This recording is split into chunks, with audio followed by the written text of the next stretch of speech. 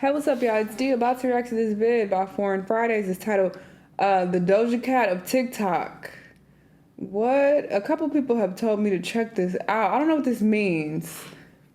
Because Doja has done a few things that are a bit weird and or heavily problematic. So this could be referencing a few different things. But sure, let's see what this chick is doing. Let's watch. Real goonette crashes out over performative yaoi lovers. The idea of gooning has already been co-opted in this case because gooning is a specific practice and it's kind of just been bastardized to be synonymous with just being freaked out. Mind you, I just learned about yaoi after I did. I thought it was people who beat off every day, all day.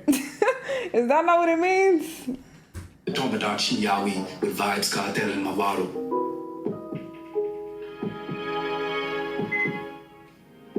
It's happening. What is this? Stop playing with me, Foreign. Truly a yaoi goon. I'm tired of people being performative when it comes to yaoi. Shut the fuck up. Who? You are not truly a yaoi gooner. You're not. You're not. You're not. Please. Wait, y'all gooning to hentai? Is that what's happening here?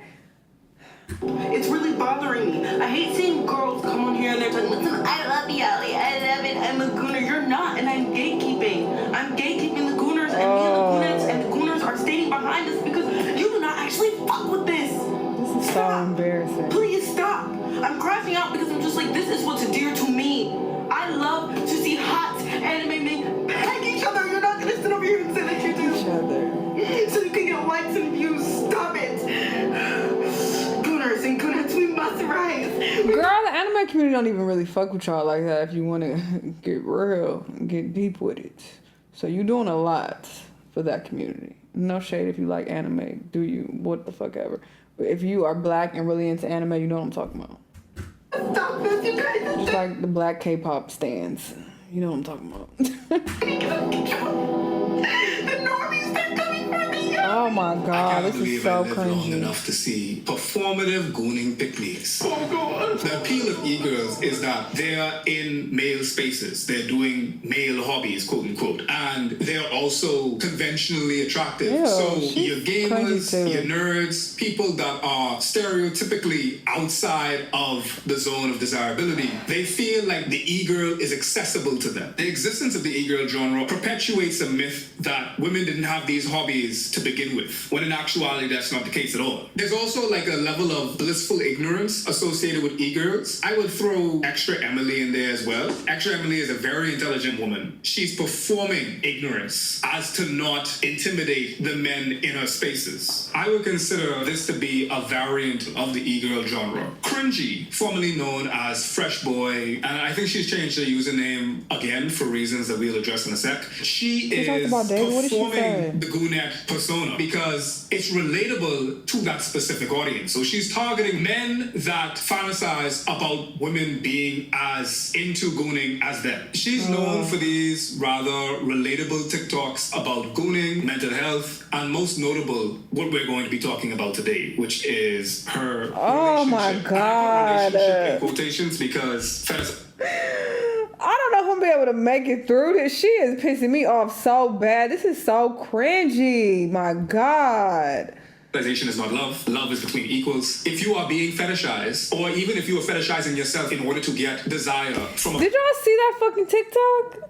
The faces we all gooners make mid go... Oh!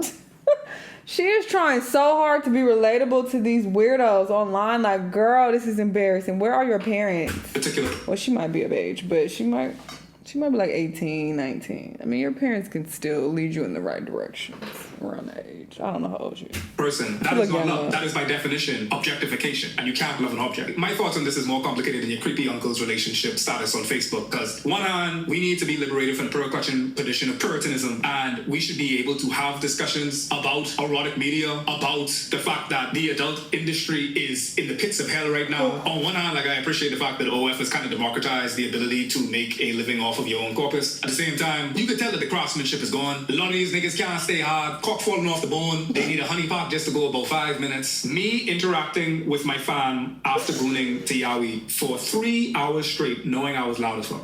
Remy, whoa. Okay, yeah, she's still at home with her family. So where are they? Are they not leading you in the right direction at all, my girl? Jesus, this is so embarrassing. And then she got these fucking color contacts in. 17 years. What is this music? In performing what is seen as a negative trait in men having gooner brain and the ways in which that manifests into their ineptitude. And you're masturbating to a fucking anime character?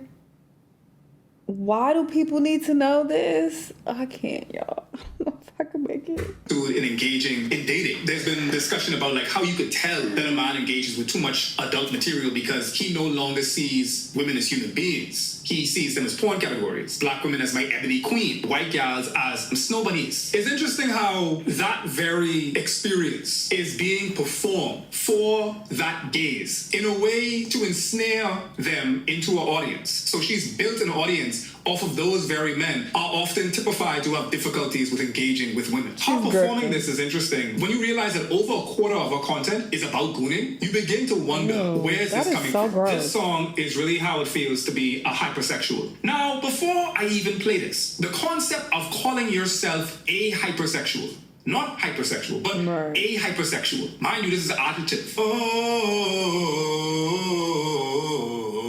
Tonight we gonna get it on the floor. And you can tell exactly who she's targeting, even from the camera angle. She's using a camera angle to make herself look smaller, as if she's looking up. She's doe-eyed and doing all of the telltale signs of being bait for that very audience that she is targeting. Because again, this is a variant of the e-girl genre. You know how like there's subgenres? So like there's punk, then there's post-punk. This is from e-girl to gooner bait, and then you're gonna get into other things, which is racist gooner bait. Oh no. Makeup is very much accentuating Eurocentric features as well, like the contouring to emphasize the pointiness of her nose. The ego style is a look that is made in order to seem more youthful, and Cringy3 is using that in tandem with a bunch of other things that she's doing, such as like the position of the camera, to make her even more palatable for the demographic that she's aiming for. There's so many different ways that black people are taught not to love themselves. I mean, even from very early on, like my nana, God rest her soul, she used to grab my nose and she used to just like do this, just to straighten it. I'd be remiss not to note that this hypersexuality, especially in the context of all of the different TikToks that she's made in reference to gooning, could not always be a result of trauma. Coping with Trauma, John G. Allen, one of the better books I've read in regards to ways in which you can engage with your trauma. Of course, your trauma is your responsibility. It's an explanation, not an excuse. It's really frustrating when someone downplays hypersexuality, playing it off as... I'm gonna read that. I recently read this book called Are You Mad at Me? And it basically goes into detail about the psychology of people who are people pleasers. And I can be a people pleaser to a certain degree, and I related so heavily to that book. It's a really good book, so I want to read this as well. Coping with, was it trauma? Yeah. John G. Allen. It's an explanation, not an excuse. It's really frustrating when someone downplays hypersexuality, playing it off as a cute quirk. Personally, it makes life hard for me in ways some may not think of. You don't trust your own consent. Ooh. Oh wait, sorry, I wasn't paying attention. It's really frustrating when someone downplays hypersexuality, playing it off like a cute quirk. That personally makes life harder for me in ways you don't trust your own consent. Oh, that is rough. Some may not think of. You don't trust your own consent. Ooh.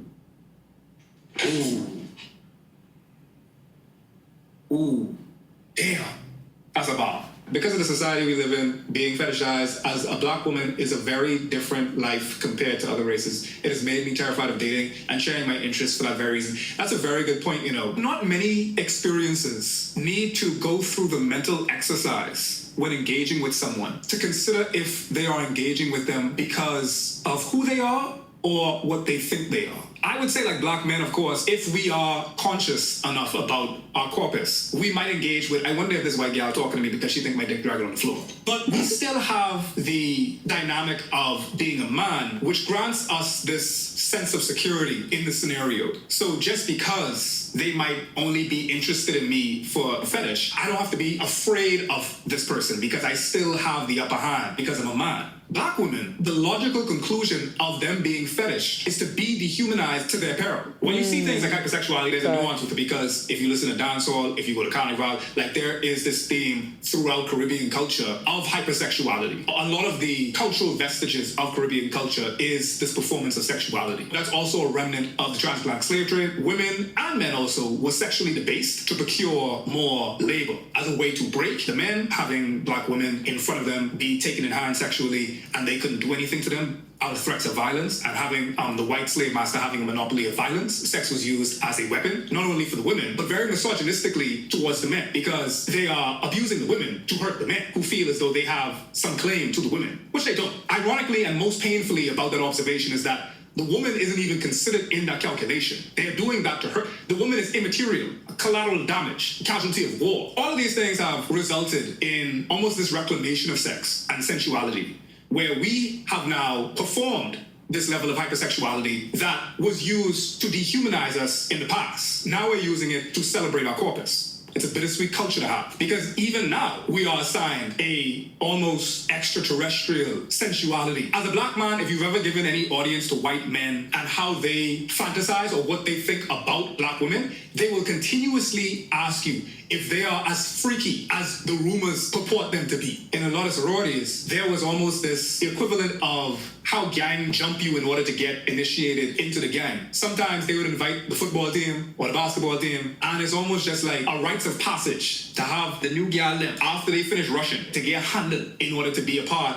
of the sorority. Not only is it fantasy, but it's also an adrenaline spike to them, because that's how some people got into gangs as well, some women. I know it's not the case for every single female gang member, but some got like basically fucked into the gang when the guys got like jumped into the gang. It was a taboo that come their way in favor and against them. And I want to be clear also, this is, and I make no qualms about this is a mental illness. The things that you need to beguile yourself to believe about these myths of blackness, whether it be black femininity being this magical sexuality that is different from any other human being, or this idea that black men are this voracious, truculent, lecherous beings, it is a mental illness. You need to delude yourself into suspending reality in order to believe that these things exist so that you can have your fun, so that you can nut. Think about this. Some niggas can't nut if they don't believe these myths about blackness. They get so deep down those holes, pun intended, that they have desensitized their privates. And the only thing that works in order to get them to nut is niggas being this mystical, magical Negroes. Guna rants about fake weird kids. But I was the weird kid. No, you weren't. You were not the weird kid. I hate seeing people come on this app and talk about being the weird kid when you were not the weird kid. And yes, I'm gatekeeping. Yes, I'm getting mad. Because when I was in school, I was literally bullied and made fun of for the things that I had interest in. I couldn't go around talking about how I liked FNAF or how we didn't have any fucking internet. So we looked at Avatar The Last Airbender on DVD all the time, every single day. I couldn't talk about that. I couldn't talk about how I did not like rap music and how I much rather preferred to listen to Melanie Martinez back then. Okay, it was like 20, however. I cannot talk about that. I couldn't. People would call me whitewashed. People would say that I talked like I was white. I got bullied. I got made fun of. And you want to sit over here and say that you're the weird kid? You are not the weird kid until you actually know how it is to have to try to change yourself to fit into what is socially acceptable and fit into what everybody else likes, just so that you don't get bullied anymore. So no. You are not the weird kid, Becca. You are not. This gal is spiritually childish Gambino. Oh, God. Were people actually getting bullied for Avatar The Last Airbender? I got bullied for not watching Avatar The Last Airbender. I don't even know why she called it a Guna rant, because that ain't even about gooning. She's just talking about being anti-black. Everything that she's hitting is almost like dog whistles for people that fetishize not like the other girls. In other words, not like in rap music. But she's specifically for white supremacy. The things that she's detailing that she doesn't like have historical, socio-political ties to blackness in itself. This is coming from someone whose favorite band is the Smiths, who was listening to The Cure while everybody was listening to the Vibes Quartet. Nobody has a problem with you liking material or media that isn't canonically a part of your quote-unquote culture or your quote. But she's trying to wear that as if it's some badge of honor. That's the issue I have with it. Nobody cares that you like that type of music, but you know, you're trying to make it seem like, oh, I was so weird and yeah, I fit in with the white people over here because I didn't do these typical black things, y'all, because I'm so different. I'm a different black girl. It's just so fucking cringy and embarrassing. Race. Even when things like punk and whatnot are actually very black, we've somehow ceded it to the white folk them, even though if Rock had another name, it would be Chuck Berry. But the fact that she's not only wielding these tastes as a black person, but she's also performing that she's wielding these tastes for an audience. I hold space for the fact that a lot of black folks that are flying the milk experiences, flying the milk meaning that you are a black person around ostensibly white people, you often have to strategically disavow parts of yourself in order to survive. So your blackness you might shelve in order to find community amongst the only people around you, which might be white people. And how do white people bond? Oftentimes by racism.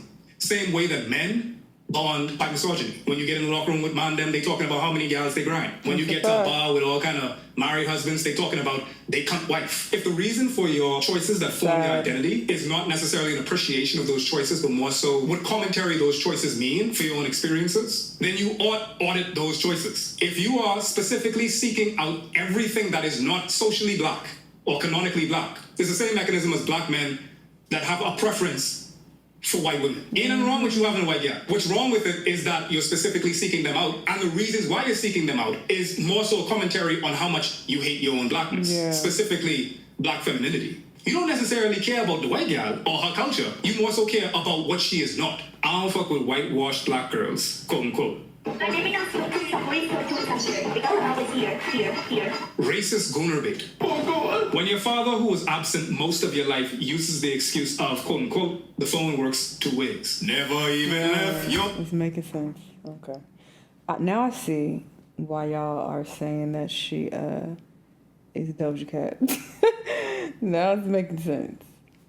How dare that nigga run his mouth? And interestingly enough, Doja Cat also has like a bad relationship with her black father. So do with that what you will. Realized how prominent the R was in that Fetty Wap song until now. Mind you, this is the second time that she's using that Fetty Wap song. It's what makes me feel like it's kind of performative, because she said that she didn't like rap, but she don't mind rap when it comes to trending audio. I don't know if her dad is black, if her mom is black, both of them are black, one of them white, but essentially she's trying to say that she has an absent father. And I hold space for that. This brings us to the mental health side of her content. Cringe Guna explains why people be PD overshare. Why do people with BPD always overshare? Well, no worries, princess. I think I can answer your question. She literally has on makeup that's about 10 shades lighter than her skin tone. This is so sad. Alright, so many people who have BPD have a deep fear of abandonment. So because of that, they feel the need to connect really closely with people. So what voice is that? Oversharing can be a way of creating intimacy very quickly. Because of the difficulty of regulating emotions, oversharing can be a way to release that pressure. So it's kind of like, I'm just venting, not doing anything wrong. Then here goes the black and white ticking. When a person with BPD feels safe with someone, they're gonna idealize them. And because of that, they're gonna feel the urge to tell them everything, because in that moment, they trust that they'll believe them completely and trust them.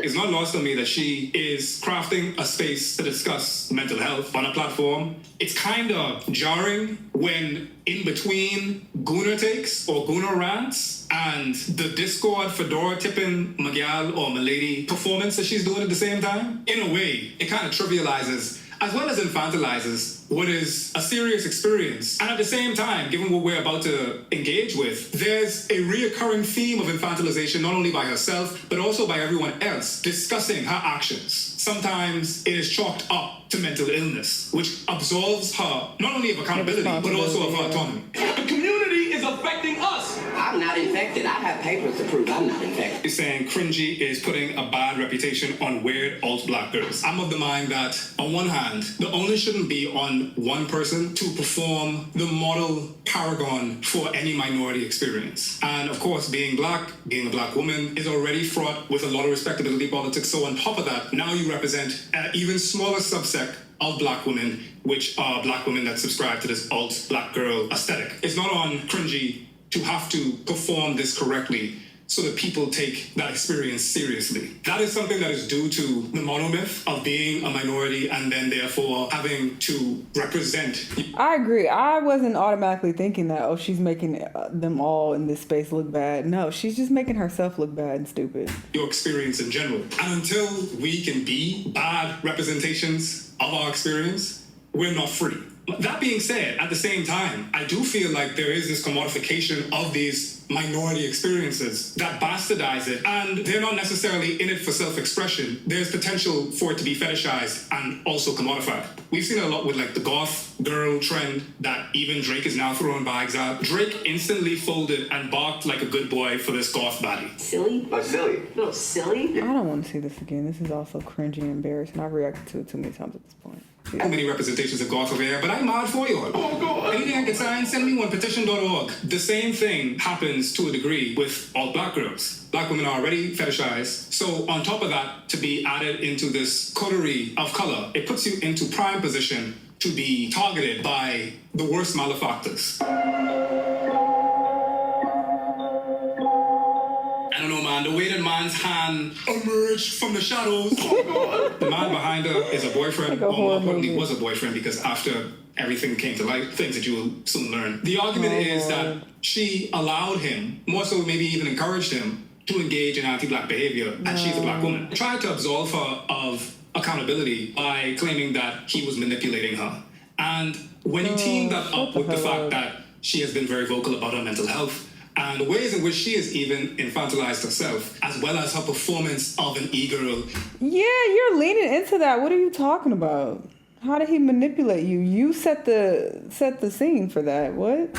Being rather innocent, blissfully unaware. All these things kind of illustrate a picture of someone that is not in control of the situation, and therefore has no autonomy. Very ableist, as well as does not necessarily help her when it comes to whatever growth that she needs to have when breaking down the ways in which she engaged in this relationship that was rather anti-black. And it was ostensibly anti-black. As you can see, this is your boy right here, and he is engaging in white people's favorite pastime, mouthing black audios on TikTok. Niggas on my ticket. Niggas on my ticket. Niggas on my ticket. Not him looking like a pre-bite Spider-Man. Peter parked that ass inside a Bayshore Pro parking lot. Oh, God. It would be one thing if she was unaware of it as well. But again, not only was she aware of it, but she was doing this shit with it. Quote, unquote, you ain't never seen a monkey like me. There's this performance of deprecating your own demographic for the pleasure and delectation of racists, because that's who will most enjoy this. Everybody else will just be made uncomfortable by it. I genuinely feel a level of remorse for someone who feels compelled to perform one of the worst forms of minstrelsy, not only for an audience as a means of commodification, but also as a means... Her racial self-esteem is in hell.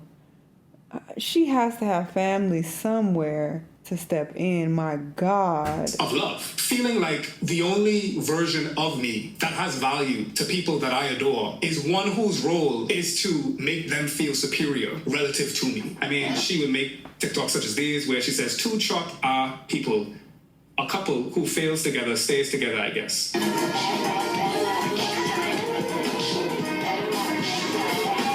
Does look grossed out. He looks repulsed in many of these different ways. He's just like, goddamn, like, save some of the racism for us. Niggas on my ticket. I want my swagger back. I just like my bitch. I want my patty back. Which is mine. Oh, God. My lord. It ain't even you just mouthing it to the camera alone. You mouthing it to your black girlfriend. In your black girl face. Personally. And she just cheesing. Better us. Oh, God. As someone that makes content, you know how many times it takes to get the perfect take? They had to mouth nigga multiple times. Oh, God. And you saying that sadly she probably likes this? Well, Shorty was sending texts where she say, I hate my race like black people. Why? I'm joking. I think you're not lying. You're right. I hate N-words. Yo, no shame. Even the emoji ain't black. It, of course, gives me deja vu to Doja. Doja, who was in these, Omegle streets, showing more than feet, because I see in the files and I can't even put them on YouTube. As well as she did wear the t-shirt where she had Tom Hyde, who is an exceptional white supremacist. Not your like garden variety, but like of the Nazi persuasion, you know? And then for people that didn't know, she also made the song Didn't Do Nothing with memorable bars such as, how much money could a didn't do make if a did all the things that you wish to? How much nothing can a didn't do if a didn't do nothing? Didn't do is in reference to what white people would mock black people when crimes befalling black people, or even worse, death. And then their families would come onto the news stations and say that, oh, he was a good boy, he didn't do nothing. And white people, white racists specifically, not all white people, but far too many of them, would then say, y'all always didn't do nothing. When are you gonna take accountability? And then they would begin to say that we were din-dos. So Doja reappropriated that.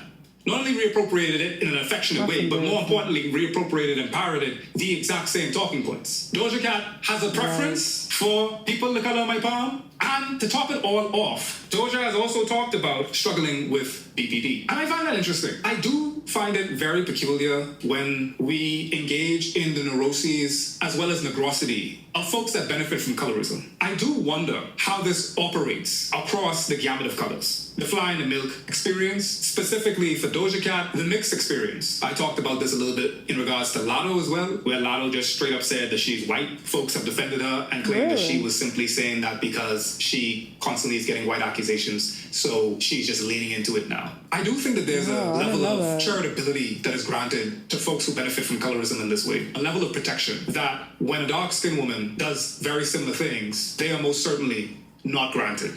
My God, this was hard to get through. Shout out to Foreign. I only stayed for his commentary, okay? I like hearing his takes. But this was so bad. It made my skin crawl.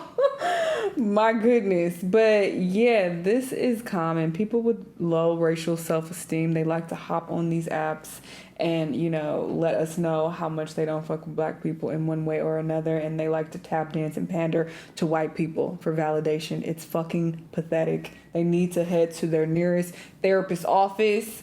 Go get on some meds if you're claiming you got BPD or whatever the fuck. But leave us alone. Jesus Christ. Y'all let me know what y'all think, though. And I'll see y'all on the next one. Bye.